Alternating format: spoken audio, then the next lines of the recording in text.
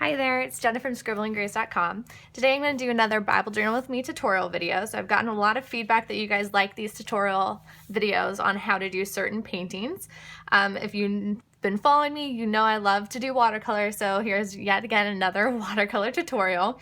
Eventually I'll branch out into other things, but for now I've been getting a lot of feedback that you guys would like more of these. So I did this page a while back, and since then I've gotten a lot of requests to do a tutorial on this page.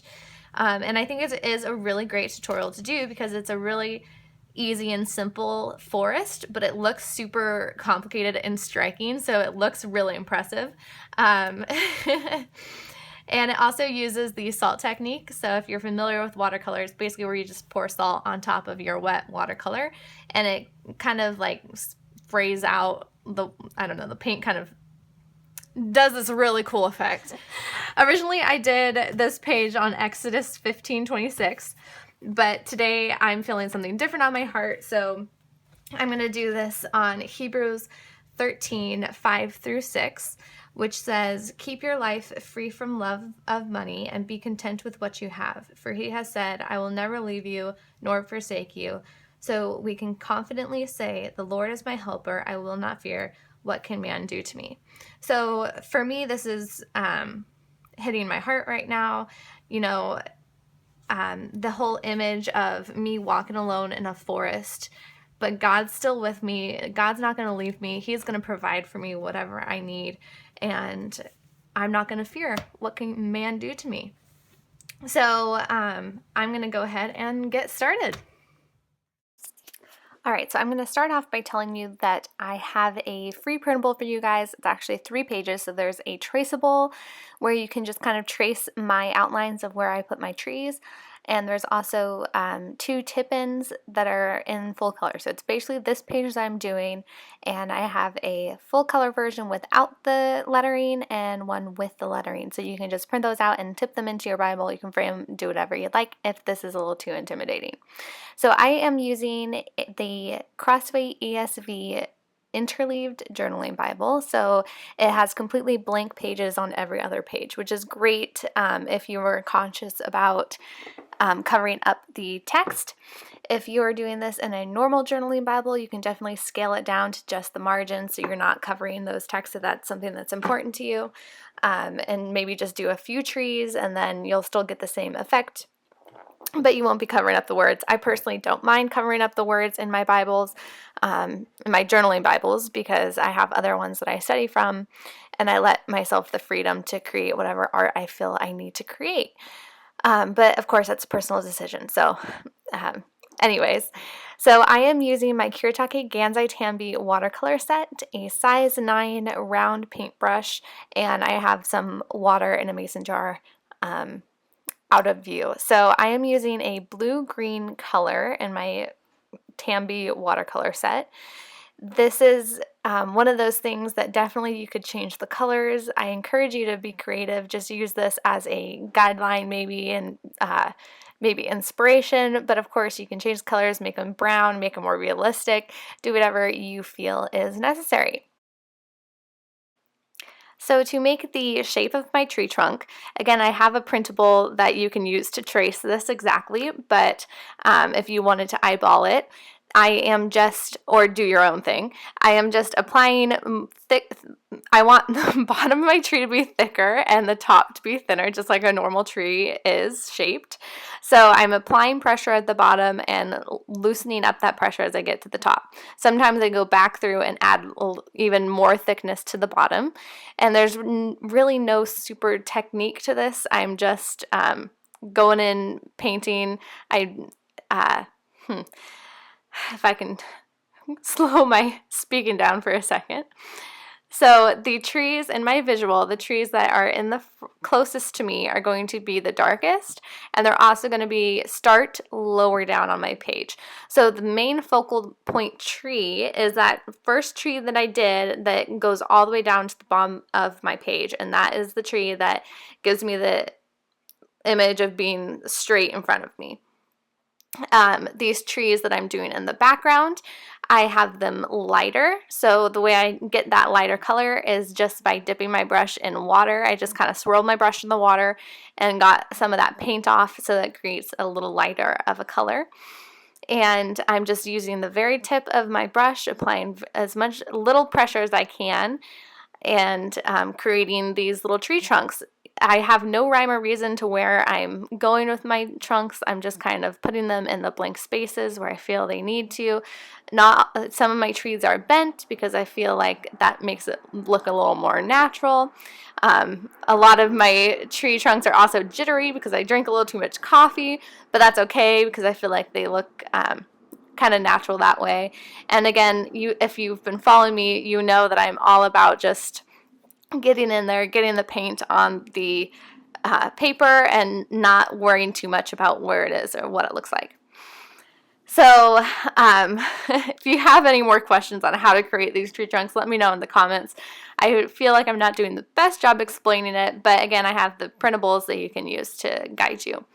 So to create the leaves in my trees, I'm just taking my brush and just patting it on the page. I have just all over. I have 3 different green colors from my Kiritake set, but of course you could just use one color and maybe add a brown into it, or maybe a blue into it, or yellow, and you can kind of create different tones of greens instead of having 3 actual mixed green colors like I'm using. So I started with my lightest green, and then I'm going to go add in my darker ones. So I have a limeish green first, and then I add in my brownish green, and then I'm adding in my darkest green. And I think at one point I even added a little bit of brown into this darkest green just because I wanted a really dark, a few really dark spots to give it that, nightish time foresty feel. So it's like shadows.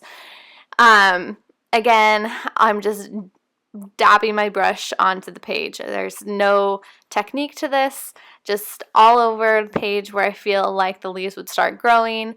After I did this, I let it dry, and then I realized that I wanted to add a little bit more down lower in the middle part of my page. So, of course, the great thing about art is that you can always go back and add things. That's one of my favorite things about watercolor specifically, is I feel like it's really forgiving.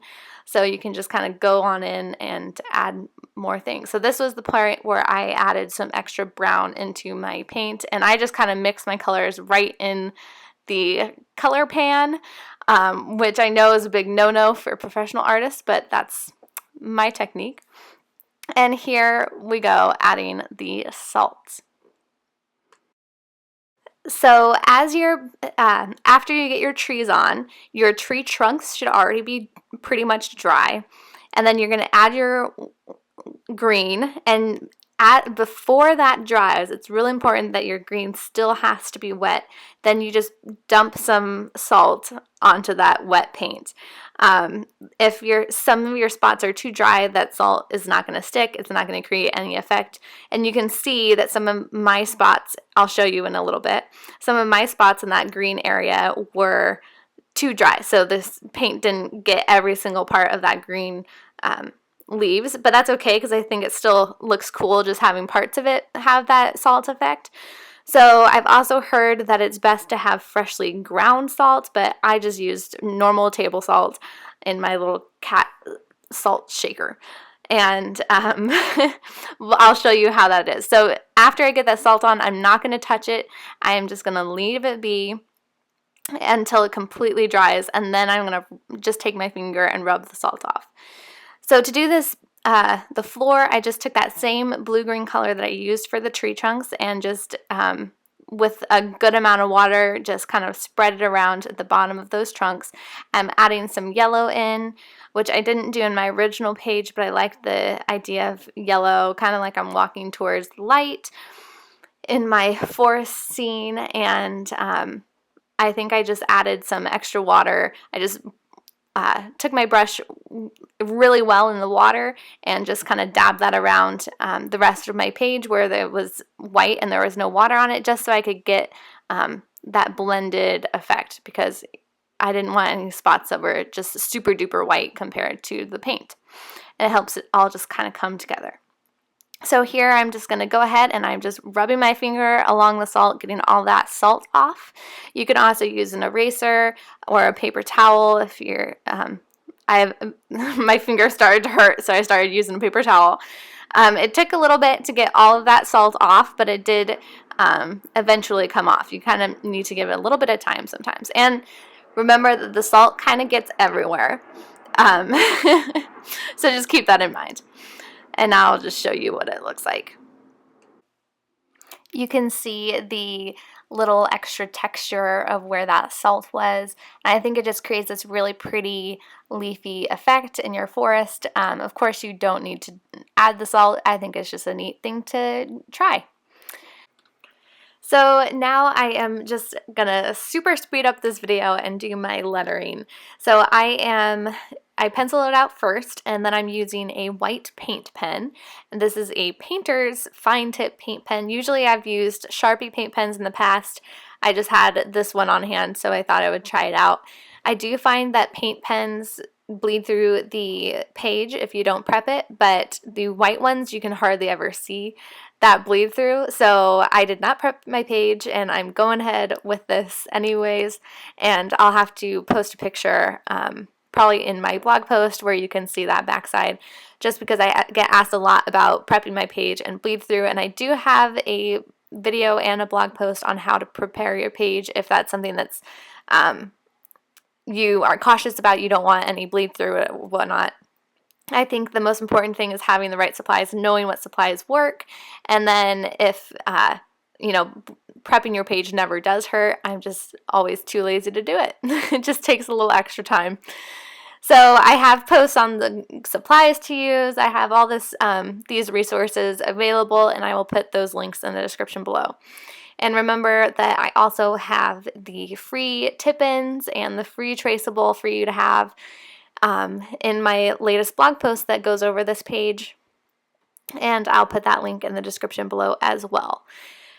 All right, so back to the lettering. I am using faux-calligraphy, which is another video and blog post that I have instructions on.